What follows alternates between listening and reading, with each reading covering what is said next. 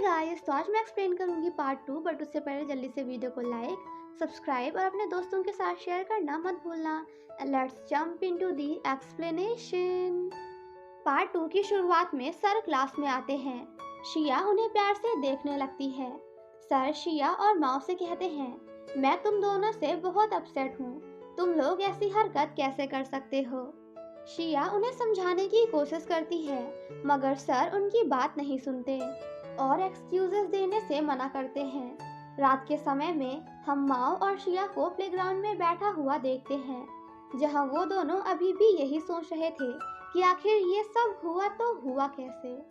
कैसे हुआ कैसे हुआ ये टाइम ट्रैवल हमारे साथ कैसे हुआ। शिया जाकर उसी टेबल में बैठ जाती है और माओ से कहती है, कल तुमने मुझे यहीं बैठकर नेकलेस दिया था। And guys, I am really sorry. कल मैंने एपिसोड 1 में मैंने कहा था कि उस बॉक्स में रिंग थी, बट एक्चुअली उस बॉक्स में रिंग नहीं बल्कि नेकलेस था। शिया, तुमने यहीं बैठकर कल मुझे नेकलेस दिया था और बताया था कि तुम अमेरिका जा रहे हो। फिर उन दोनों को याद आता है कि सब ने मिलकर उन दोनों की किस करवाई थी। माओ शिया से कहता है, हमें वापस फिर से करना होगा। शिया को नहीं करना था, मगर उसे ना चाहते हुए भी माओ को किस करना पड़ता है। वो दोनों 2 बार किस करते हैं, मगर इससे भी कुछ नहीं होता। माओ शिया को याद करने कहता है कि कल और भी क्या क्या हुआ था। उसे याद आता है कि उन लोगों ने चॉकलेट के साथ वाइन मिलाकर पी थी। और फिर क्या था, इतना याद आते ही दोनों बहुत खुश हो जाते हैं और भागते हुए वाइन लेने स्टोर आते हैं, मगर बहुत ढूंढने पर भी उन्हें वो नहीं मिलती। तभी शिया को याद आता है कि जो वाइन उसने कल अपने बर्थडे पर लाई थी, वो तो आज से 6 महीने बाद यहाँ बनेगी। माओ कहता है, मतलब हमें आधा साल वेट करना होगा, वहाँ मेरी बहुत इम्पोर्टेंट मीटिंग है। शिया उसे चुप होने को कहती है और कहती है, मुझे नहीं पता था कि ये सब हो जाएगा, हम दूसरी वाइन ट्राई करते हैं। जिसके बाद दोनों ग्राउंड में बैठकर पूरी की पूरी वाइन खत्म कर देते हैं, मगर इससे भी कुछ नहीं होता, जिस वजह से दोनों बहुत उदास हो जाते हैं। शिया कहती है, इन 28 सालों में मैं कुछ नहीं कर पाई, सभी चीज़ों में फेल हुई, तो शायद अब मैं सब कुछ ठीक कर सकती हूँ। मुझे जो लेटर मिला था वो तुमने नहीं दिया, तो शायद उसे किसी और ने दिया होगा और वो बहुत ही रोमांटिक होगा। मुझे उसे ढूंढने का एक मौका मिला है। माओ कहता है, मैं भी वैसा इंसान नहीं रहना चाहता हूँ जैसा मैं 28 साल पे था। हमें हमारे रास्ते अलग कर लेने चाहिए। मैं अब से तुम्हें बिल्कुल भी परेशान नहीं करूँगा और तुम भी नहीं करना। शिया कहती है, बिल्कुल सही कहा, हमें अपने रास्ते यहीं बदल लेना चाहिए। इतना कहकर वो बहुत खुश होती है और डांस करने लगती है। अब अगली सुबह माओ क्लास में बैठकर स्टॉक्स के कुछ पेन्स देख रहा होता है। मार्टिन उसे देखकर हैरान हो जाता है और कहता है, तुम ये सब क्या कर रहे हो? अगर कुछ करना ही है तो ये लो, मेरा होमवर्क कॉपी कर लो। माओ कहता है, चुप रहो, मैं अपने आने वाले आगे के 10 साल बदलना चाहता हूँ। ये सुनकर मार्टिन को कुछ समझ नहीं आता। माओ उसे परेशान करने से मना करता है और बताता है, अगर तुम ऐसे ही लड़कियों के पीछे लगे रहे तो आज से 10 साल बाद तुम्हारे पास कुछ नहीं होगा, ना तो अच्छी जॉब और ना ही लड़की। ये सब सुनकर मार्टिन को बुरा लगता है। वो कहता है, शायद तुम मेरा नेचर नहीं जानते। तभी शिया क्लास में आती है। मार्टिन उसे देखकर हैरान हो जाता है, क्योंकि वो आज बहुत ही प्रिटी लग रही थी। आज शिया पूरी 17 साल की लड़की की तरह तैयार होकर आई थी। कुछ देर बाद लेक्चर स्टार्ट होता है। टीचर क्लास में आती है और शिया को कहती हैं, क्या तुम्हें पता नहीं, स्कूल के रूल्स के हिसाब से तुम इतनी छोटी स्कर्ट नहीं पहन सकती, ऑल्टर नहीं कर सकती। वो उसे डांटने लगती हैं और यूनिफॉर्म सही करने के लिए कहती हैं, मगर शिया टीचर की बात नहीं सुनती और कहती है, टीचर्स के लिए भी कुछ रूल्स हैं, ज्वेलरी, मेकअप, शॉर्ट स्कर्ट ये सब नहीं पहन सकती। हम दोनों लड़कियां हैं, तो हमें एक दूसरे की प्रॉब्लम समझनी चाहिए। ये सुनकर टीचर को बहुत गुस्सा आता है।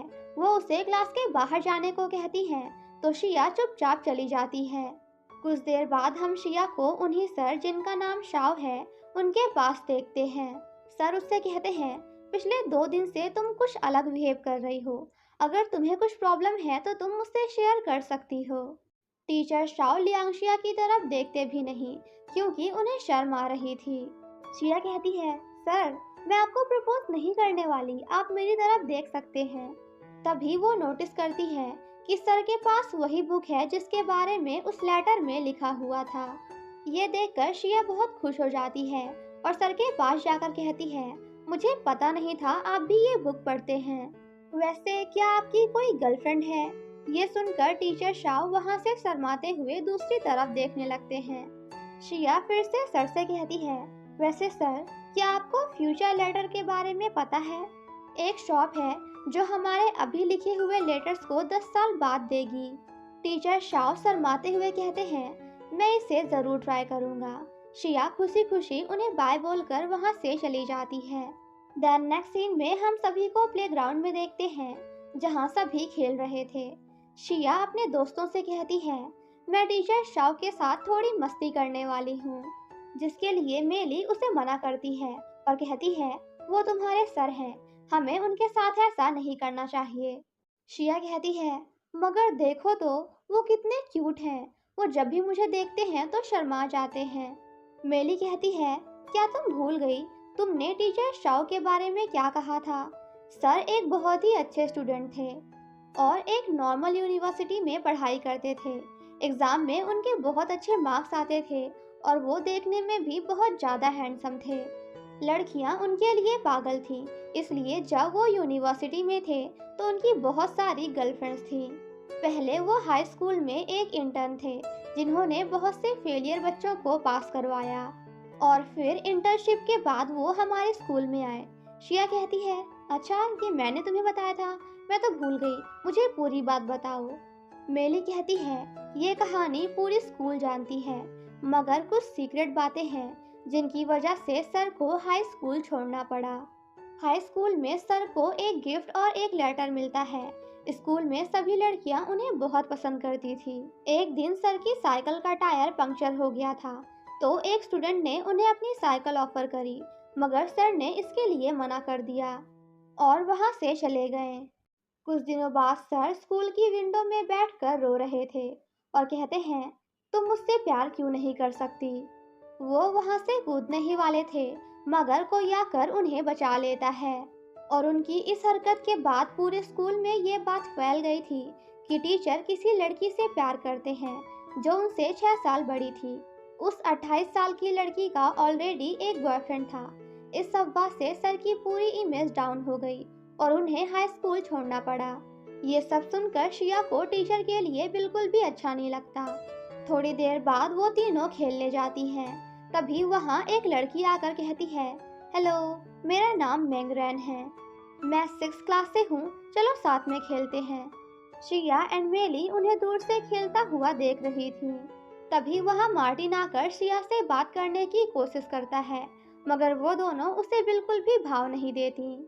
दूसरी तरफ माओ अपने कंपनी जाता है एंड वहाँ के डायरेक्टर से मिलने की जिद करता है। वहीं शॉनिंग एंड मेंगरैन वापस से एक दूसरे से स्टोर में टकरा जाती हैं। उस स्टोर में एक ही जूस की बोतल होती है, इसलिए दोनों एक दूसरे के साथ शेयर करती हैं और थोड़ी बहुत बात करने के बाद वहां से चली जाती हैं। वहीं ऑफिस में माओ डायरेक्टर को कुछ पेपर्स देता है और कहता है, मैंने इस कंपनी का एक बहुत बड़ा प्रोजेक्ट मिस कर दिया था जो 11th ईयर में होने वाला है, लेकिन अब क्योंकि मैं पास्ट में आ गया हूँ तो मुझे इस कंपनी में होने वाले सभी प्लान्स के बारे में पहले से ही पता है, इसलिए मैं इस कंपनी की वैल्यू और भी ज़्यादा बढ़ा सकता हूँ। माओ की सारी बातें सुनकर डायरेक्टर बॉस लाइक, पी के आया है क्या, कुछ भी फेंक रहा है। माओ डायरेक्टर को समझाने की बहुत कोशिश करता है, बट डायरेक्टर उसे वहाँ से बाहर निकाल देते हैं। वहीं लियांग शिया क्लास में अपने दोस्तों के साथ मस्ती कर रही थी। तभी टीचर शाओ वहाँ जाते हैं। वो माओ के बारे में पूछते हैं तो मार्टिन बताता है वो टॉयलेट में है और आता ही होगा।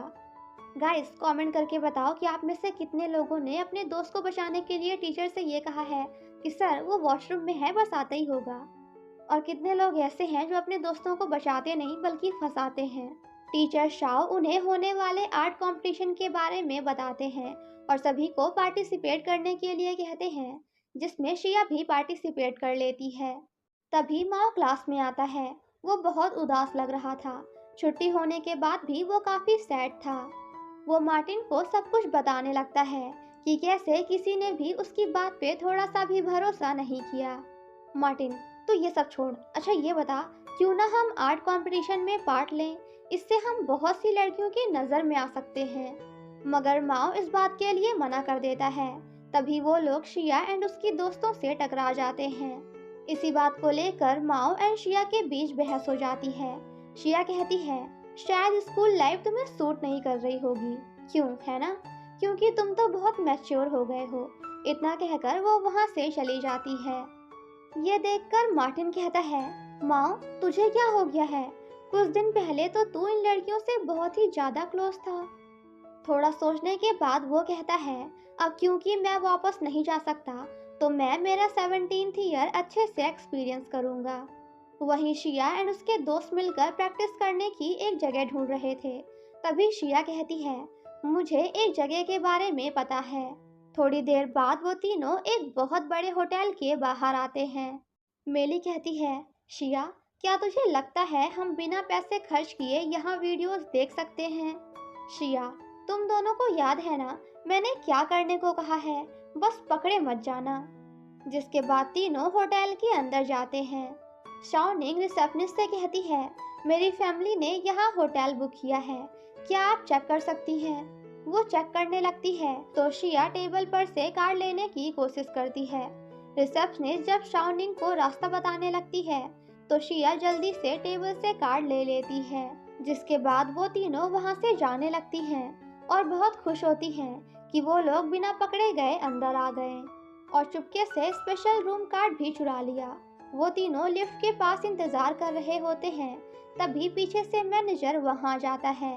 लियांग शिया उसे देखकर डर जाती है। वो उन तीनों को आवाज देता है और पूछता है, आप लोग कौन से रूम में रुके हुए हो? ये सुनकर वो तीनों डर जाते हैं और इसी के साथ हमारा ये पार्ट यहीं पे खत्म हो जाता है। Thank you so much for watching my explanation. Stay tuned for next episode. Bye bye.